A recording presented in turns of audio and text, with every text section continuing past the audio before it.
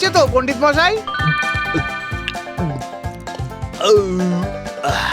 না, ভোজ আর ভালো হবে কি করে? পেটই ভরলো না।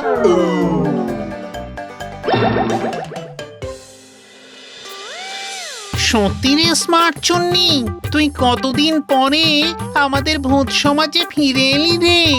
আমরা সবাই তোকে খুব করছিলাম, মানে মনে করছিলাম। হয়েই গেছে মনে করতে। আমি থাকতে ওকে আবার মনে করতে যাবে রে কেন মুকুড়া মামদো? সাকু, এত খ্যাপাকাইটিস হয়ে যাওয়ার কোনো দরকার নেই। স্মার্ট চুন্নি এতদিন পরে ফরেন কান্ট্রি ঘুরে কিং খোস্টের এয়ারওয়েজ করে আমাদের কাছেই ফিরে এসেছি। আমাদের তো যাকে বলে আনন্দ পাওয়াই উচিত, তাই না? তাই তো।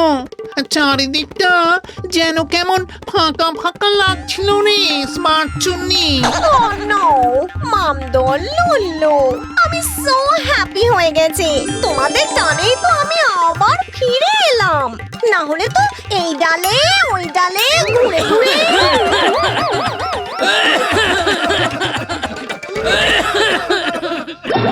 এটা কি হলো? এত ধোঁয়া এলো কি করে? আবার কি ওই স্মার্ট চুন্নিটাই সাথে করে এইসব আখিন্ডে মার্কা জিনিস বয়ে এনেছে হয়তো।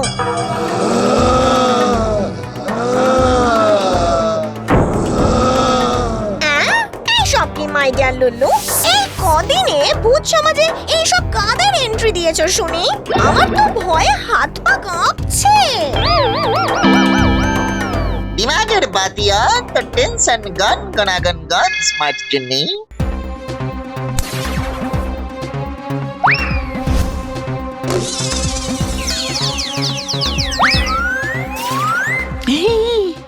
মাগো বাবা, লুল্লু তোর কি বুদ্ধি রে? ভূতেরা যে আগুনে ভয় পায় আমি তো ভুলেই গেছিলাম। হ্যাঁ, কারণ আমরা সবাই ভালো ভূত, আর যারা এসেছিল তারা সবাই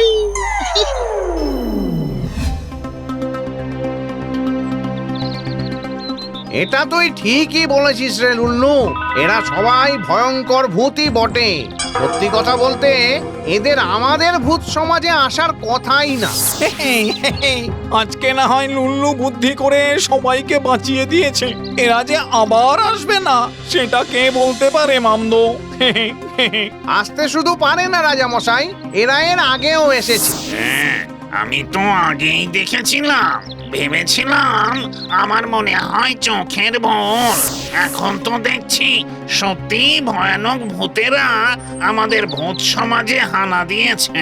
ও এইভাবে কোন বেলাইনে এইসব হাড়হিম ভূতের দল এখানে হানা দিচ্ছে গো?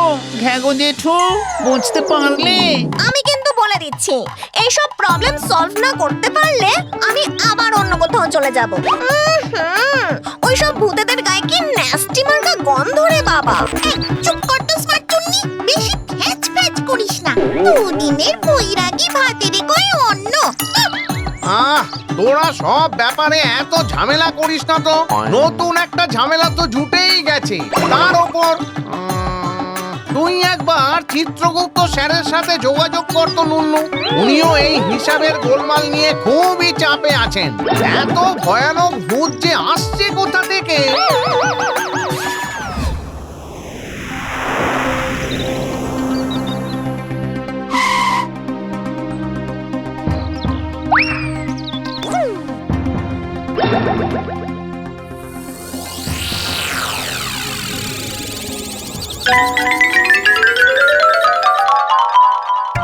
বাবারি বাবারি বাবারি বাবা, এই কে রে? এই তো টিং টিং এর চেহারায় পেটে এত কিছু ঠাসছে কি করে?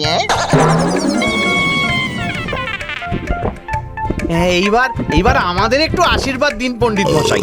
না, আমার আবার দেরি হয়ে যাবে ওদিকে। হ্যাঁ, আমি পালাই।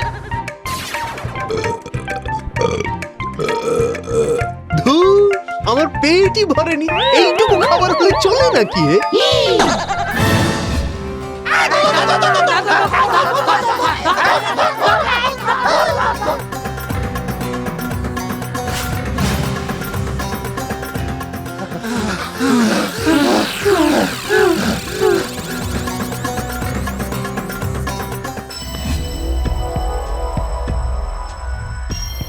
না, এ তো ভারী চিন্তার বিষয় মনে হচ্ছে।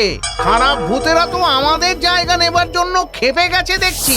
ওদিকে লুল্লু কিছু সমাধান খুঁজে পেল কিনা কে জানে।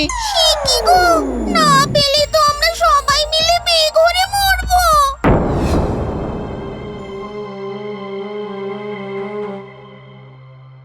হ্যাঁ রে লুল্লু, বেশ কিছু ভূত বাইপাস করে এদিক ওদিকে ছিটকে গিয়েছে।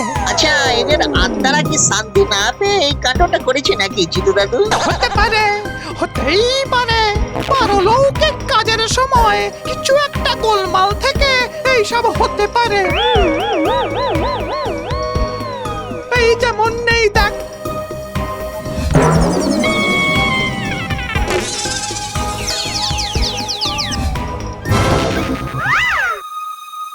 এই লোকটার পারলৌকিক কাজ ভালো মতো হয়নি।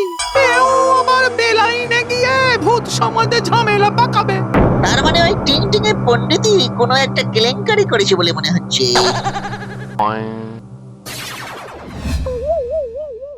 কি করব বলো লুল্লু, ওই টিং টিং এ পণ্ডিতের পেটের খিদে আমরা কেউ মেটাতে পারি না, আর তিনিও তাই পারলৌকিক কাজগুলো মন দিয়ে করেন, আশীর্বাদও করেন না।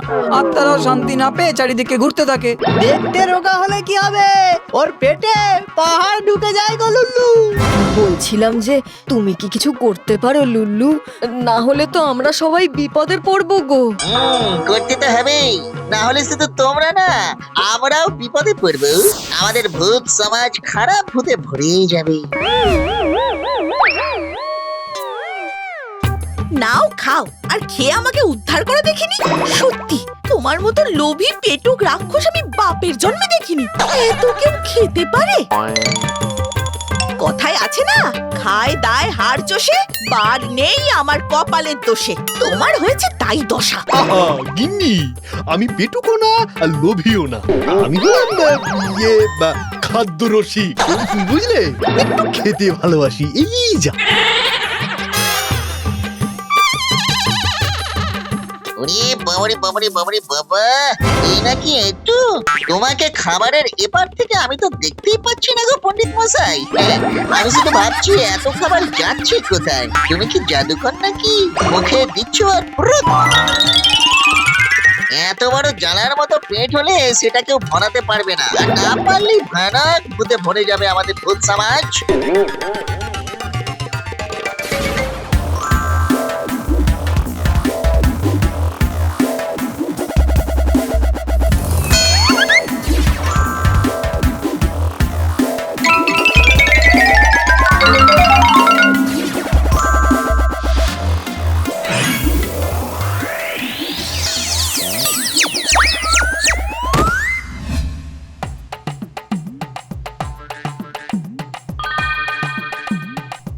একটা কথা মনে রাখবি লুল্লু, এই হাড়ির কাছে যত খুশি খাবার চাইবি সে দেবে, কিন্তু এই হাড়ি আবার অসত্য ভাষণ সহ্য করতে পারে না।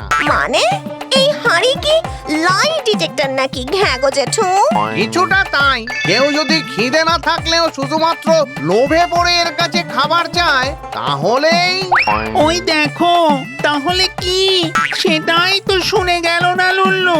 লুল্লুর তুই এক দোষ, লুল্লুটা কোনোদিন শোনে না। কে রে তুই? হ্যাঁ, আমার সাথে মস্করা করছিস? আমি হলাম লল্লু, লল্লু ভূত। আমাকে সবাই চেনে টিং টিং এ পণ্ডিত স্যার। ও, তার মানে এটা ভুতুড়ে হাঁড়ি। এতে আমার খিদে মিটে যাবে বলছিস? আমার তো মনে হয় আপনার পেটের মধ্যে যে ভুতুড়ে খিদে আছে সেটা মেটাতে হলে এই ভুতুড়ে হাড়ির খাবারই দরকার, নাহলে আপনার এই খাদ্য রসিকতা মিটবে না। আর যদি একবার আমার খিদে মিটে যায়, এই তাহলে কি হবে? তাহলে বাকি জীবনটা আপনি না খেয়েই কাটাবেন। আর যদি না মেটে তাহলে? এই হাড়ি আপনার কাছে দিয়ে চলে যাব আমি। ভদ্র ভূতের এক কথা। দে দেখি খাবার, পোলাও, কালিয়া, কোপ্তা, কোরমা।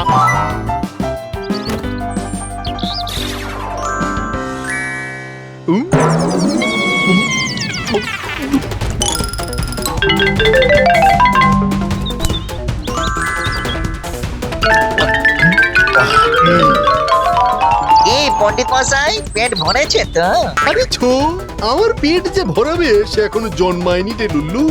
দে দে, দিয়ে যা দিয়ে যা দিয়ে যা।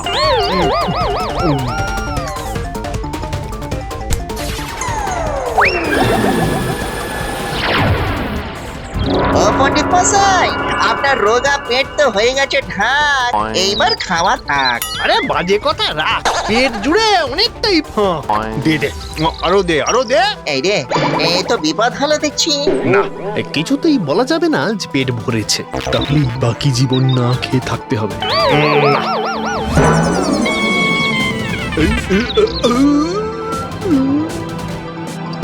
যা, এই পেট ভরাতে গিয়ে তো পেট ফেটেই গেল। তুই একটা কাজও ঠিক মতো করতে পারিস না লুল্লু। টিং টিং এ পণ্ডিতের মিথ্যে কথায় ঠকে গিয়ে ওর পেটটাই ফাটিয়ে দিলি। সেই আবার ভূত হয়ে আমাদের খেতে আসবে। আমি খেলবো না।